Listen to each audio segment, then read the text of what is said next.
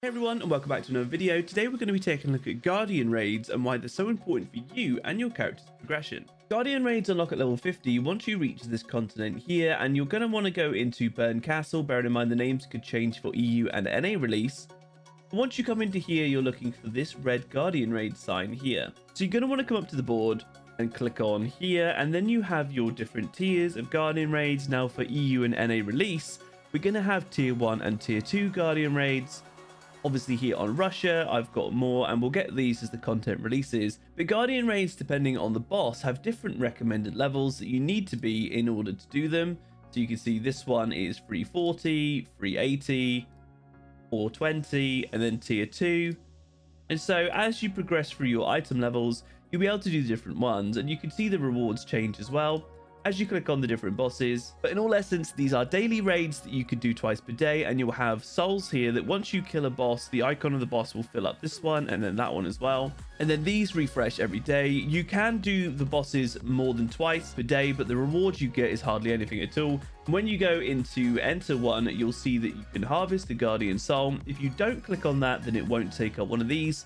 So you can just go in with friends, for example, and help them out with lower tier ones if they're lower eye level than you, without having to collect the Guardian Soul yourself. So you can save that for the higher level ones to get better rewards for yourself, for example. And the rewards you get is super important. Not only do you get accessories, which might be really good for yourself, you also get gems, which you can cut and hopefully have the right engravings, but you also get the upgrade materials. And what's really good about the Guardian Raid upgrade materials as opposed to the Chaos Dungeon ones is that these are not bound to your character, where Chaos Dungeon rewards are. So that means that then you can transfer these over to other characters or trade them with a friend, for example, or even sell them on the auction house for extra gold. As well as that, you've got a chance for cards, and you've also got a chance for engraving books and runes as well. And same with the Guardian Raids, because Smilegate is so awesome, you also have this bonus bar here, and that is if you don't do your Guardian Raids for a day, you start to build up the bonus bar and these start to fill out. And what that means is when you have this up, when you actually go to Harvest Soul, you actually get 2 of these so that you get double the rewards. This makes it nice and casual friendly for people who don't have a lot of time, so you can still stay competitive without having to be online every single day. Now you can see that you can do these in a party of 1 to 4, and they do scale up and become more difficult the more people you have in a group, but they are really good fun to do in a group. And also you're not going to have the aggro of the boss solely on yourself if you've got someone else in with you. So I highly recommend doing that, and you can either click on matching here to be able to search for a match for anyone else who might be searching, and the more people on the server, the easier this is to fill out.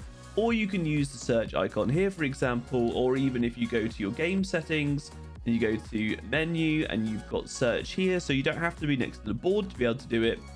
You can click on here, you can go to Guardian Raids, and then you've got the different tiers. And again, we're only going to have tier 1 and tier 2. And then if there are any of them here, for example, like these, you can click on them, you can see who's in, you can inspect their gear, and then you can hit apply, or you can click on this button here to be able to make one yourself. You just give it a name, something like a nice smiley face.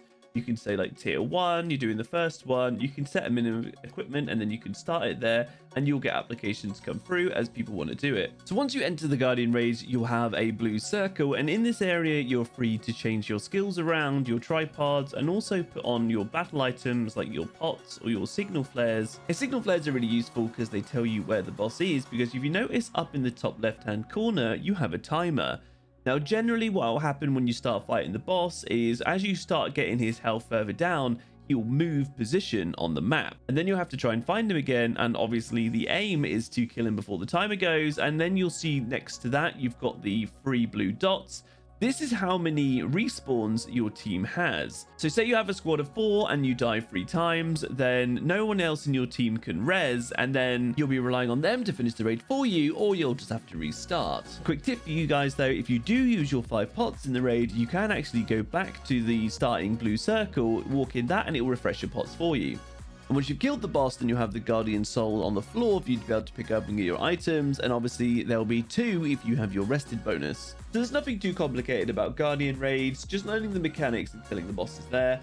And it's great to have lots of alts in this game to be able to do lots of Guardian raids, because you can do it twice per character, not per account. And this way you'll be able to get lots of materials to your main character in order to be able to boost their progression quite nicely, or to be able to sell some things on the auction house for some more gold. And with that said, guys, as always, I'd appreciate a like and a sub, the bell notification turned on. And don't forget, I do stream right here on the channel as well as on Twitch, and link for that will be in the description below, as well as our community Discord server, in which we're making an EU guild, and also lots of helpful links and guides. So that will be down in the description below. And until the next one, guys, I hope you at least learned something, and I also hope you have a very nice day.